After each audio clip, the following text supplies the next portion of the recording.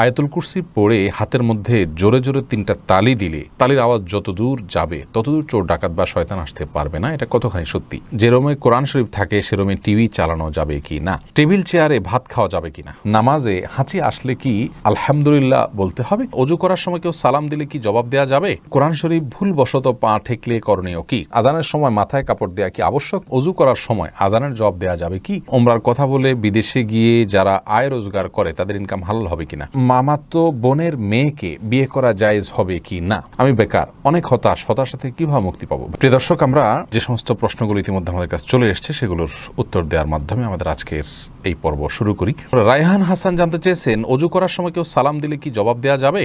উত্তর হলো যাবে, কোনো অসুবিধা নেই। অজুর মধ্যে অজুর ফাঁক দিয়ে আপনি কারোর সালামের জবাব দিতে পারেন, তবে পানির ট্যাপ ইত্যাদি বন্ধ করে নেবেন যাতে করে পানি অপচয় না হয়, আর গল্প স্বল্প করা যাবে না। মেহেদী হাসান জানতে চেয়েছেন, নামাজে হাঁচি আসলে কি আলহামদুলিল্লাহ বলতে হবে? ভাই মেহেদী হাসান, নামাজে যদি হাঁচি আসে তাহলে সেক্ষেত্রে আমাদের কোনো কিছু বলতে হবে না, কারণ আলহামদুলিল্লাহ বলা, ইরহামুকাল্লাহ বলা এগুলো সালাতের বাইরের জন্য প্রযোজ্য, সালাতের মধ্যে এগুলো বলা যাবে না।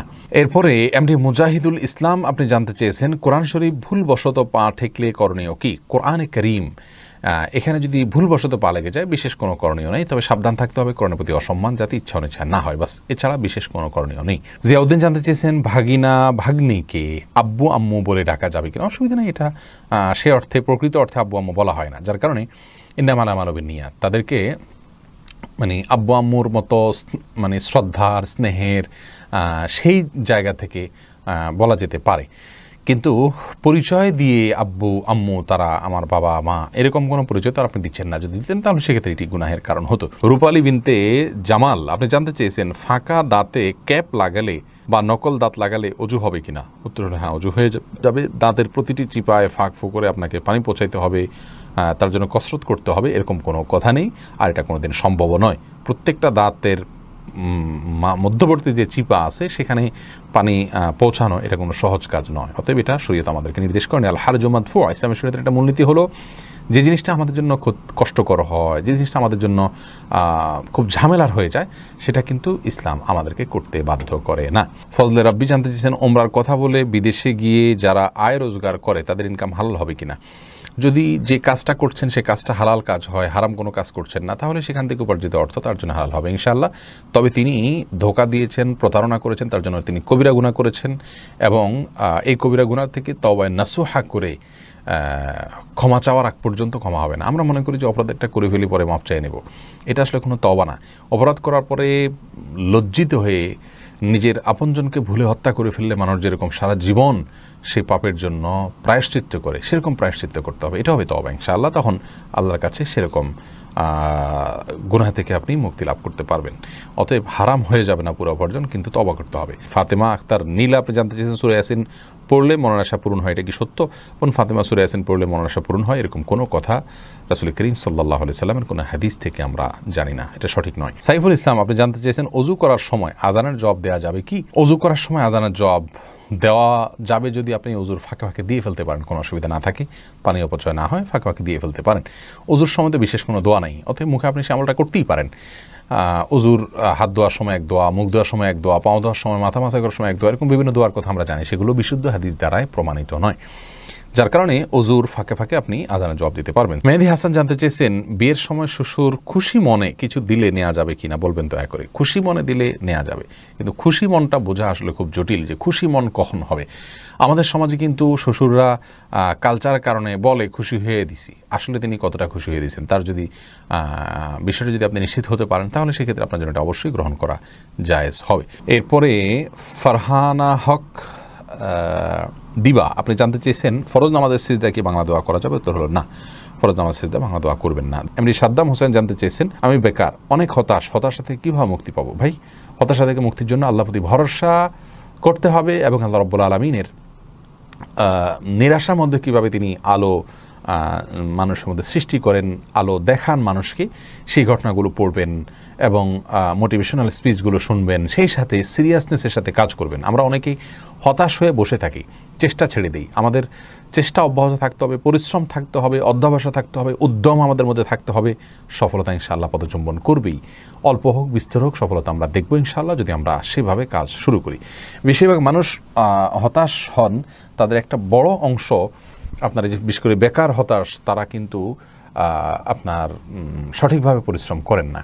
অনেকে ইগো প্রবলেমের কারণে বিভিন্ন কাজ করতে পারেন না। এগুলো সবগুলো ছেড়ে ছুড়ে দিয়ে হালাল উপার্জনের জন্য চেষ্টা করতে হবে। আল্লাহ তাআলা ইনশাআল্লাহ বারাকা দিবেন। এমনি মাহমুদ জানতে চেয়েছেন, মামাতো বোনের মেয়েকে বিয়ে করা জায়েজ হবে কি না? মামাতো বোন সে আপনার মাহরাম নন। যেখানে মামাতো বোনকেই সরাসরি বিয়ে করা জায়েজ আছে, সেখানে মামাতো বোনের মেয়েকে তো অবশ্যই বিয়ে করা জায়েজ আছে, কোনো অসুবিধা নেই। জাহানারা জিনাত জানতে চেয়েছেন, আজানের সময় মাথায় কাপড় দেওয়া কি আবশ্যক না বোন? আজান হলে মাথায় কাপড় দিতে হবে এমন কোনো কথা নাই, এটা আমাদের সমাজে প্রচলিত একটি ধারণা মাত্র। মোসাইব আহমদ জানতে চেয়েছেন, ছোট বাচ্চা মোবাইলে পেশাব করেছে, এখন মোবাইল ফোন পাক করার পদ্ধতি কি হবে? মুছে ফেলবেন, পেশাবের কোনো আলামত না থাকলেই হবে। আর যদি ভিজা কিছু দিয়ে মুছতে পারেন তাহলে সবচেয়ে ভালো, ভিজা কিছু দিয়ে মুছে ফেলবেন যাতে পেশাবের গন্ধ না থাকে। কোনো যদি গন্ধ না থাকে তাহলে কোনো অসুবিধা নেই। যদি খাবার ইত্যাদি থাকে সেটাকে ধুয়ে ফেলবেন, কারণ সেখানে পেশাব শুষে গন্ধ হওয়ার সম্ভাবনা রয়েছে। ইশরাতুস সাদিয়া জানতে চেয়েছেন, 4 রাকাত তাহাজ্জুদের নিয়ম কি? বোন ইশরাতুস সাদিয়া, তাহাজ্জুদের বিশেষ কোনো নিয়ম নেই। অন্য সমস্ত নামাজ আমরা যেভাবে পড়ি তাহাজ্জুদের সালাত আমরা একইভাবে পড়ব। তবে সলাতুল লাইলি ওয়ান নাহারে মাসনা মাসনা, রাসূল আকরাম সাল্লাল্লাহু আলাইহি ওয়াসাল্লাম বলেছেন রাত এবং দিনের নামাজ 2 রাকাত 2 রাকাতের জন্য তাহাজ্জুদ 2 রাকাত 2 রাকাত করে পড়া উত্তম। 4 রাকাত একসাথে পড়লেও হয়ে যাবে। 2 রাকাত পড়ে সালাম ফিরে আবার 2 রাকাত পড়বেন। যে কোনো সূরা পড়তে পারেন, তাহাজ্জুদের জন্য নির্দিষ্ট কোনো সূরা না যে এই সূরা পড়তে হবে, এতবার পড়তে হবে, এরকম কোনো কথা নেই।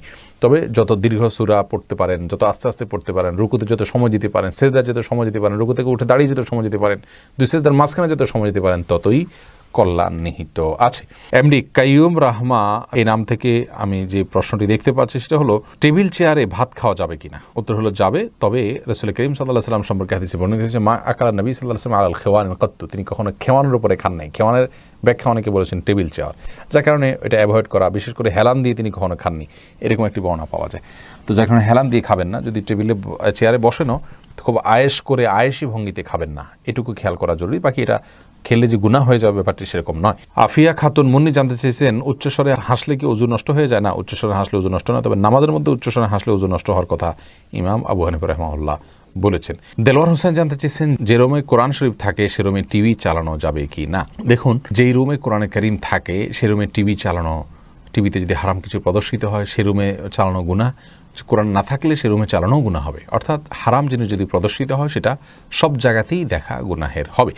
তবে কোরআনে কারীম যদি থাকে তাহলে এটা কোরআনের প্রতি একটা অসম্মান হয়, যে কোরআনের সামনেই কোরআনের নির্দেশের লঙ্ঘন, সেটা সন্দেহভাবে এক্সট্রা একটা অবমাননা হয়, কোরআনের একটা অসম্মান হয়, সেটা আমাদের না করা উচিত এবং কোরআনের সম্মানার্থে অন্তত হারাম থেকে বেঁচে থাকার চেষ্টা করা উচিত। যদি করেন কেউ তাহলে কোরআনের অসম্মান হবে এবং গুনাহ হবে। জান্নাতুল ফিরদাউস আপনি জানতে চেয়েছেন, আয়াতুল কুরসি পড়ে হাতের মধ্যে জোরে জোরে 3টা তালি দিলে তালির আওয়াজ যত দূর যাবে ততদূর চোর ডাকাত বা শয়তান আসতে পারবে না, এটা কতখানি সত্যি? বোন জান্নাতুল ফিরদাউস, আয়াতুল কুরসি সম্পর্কে রাসূল করিম সাল্লাল্লাহু আলাইহি ওয়াসাল্লাম থেকে একাধিক হাদিস বর্ণিত রয়েছে এর ফজিলত এবং মর্যাদা প্রসঙ্গে। তার একটি মর্যাদার বিষয় এও যে যেই বাসায়, যে ভবনে বা যে বাড়িতে বা যে জায়গায় বসে আয়াতুল কুরসি রাতের বেলায় তেলাওয়াত করা হয় সেখানে আল্লাহ রাব্বুল আলামিন চুরি দাড়ি এগুলো থেকে তাদেরকে হেফাজতে রাখেন। অতএব আয়াতুল কুরসির এটি একটি ফজিলত বিশুদ্ধভাবে প্রমাণিত যে সেখানে আয়াতুল কুরসি পাঠ করলে আর চুরি হবে না ওই রাতে।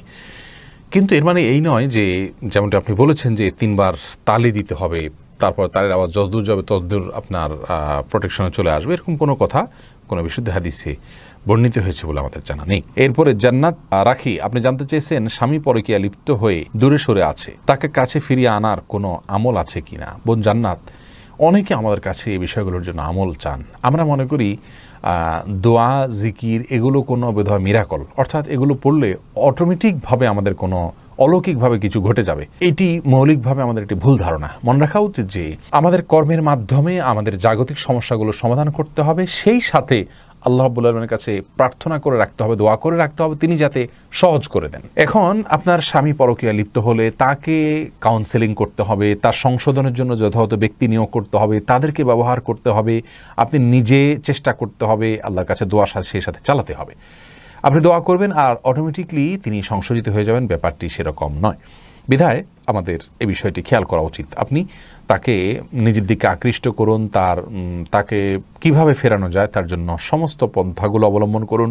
আল্লাহর ভয় দেখাতে থাকুন, যাদের মাধ্যমে বোঝালে সম্ভব হয় তিনি বুঝবেন, সম্ভাবনা আছে তাদের মাধ্যমে বোঝাবেন, এবং সেই সাথে আপনি নিজেকে আকর্ষণীয় করে তার সামনে তুলে ধরুন এবং আল্লাহ রাব্বুল আলামিনের কাছে দোয়া করতে থাকুন। সাধারণভাবে দোয়া কবুলের সময়গুলোকে আপনি কাজে লাগান এবং বিশেষ করে সূরা ফুরকানের আয়াত নম্বর 74 সেই সংখ্যা আপনি পাঠ করবেন, রব্বানা হাব লানা মিন আজওয়াজিনা ওয়া যুররিয়াতিনা কুররাতা আয়ুন। আল্লাহ আমার স্বামী, আমাদের পরিবার সদস্য, আমাদের সন্তান সন্ততি, তাদেরকে আমার জন্য চোখ শীতল হয় এরকম মানুষ বানিয়ে দেন। ওয়াজআলনাল মুত্তাকিনা ইমামা, এবং আমাদেরকে মুত্তাকিদের ইমাম বানিয়ে দেন।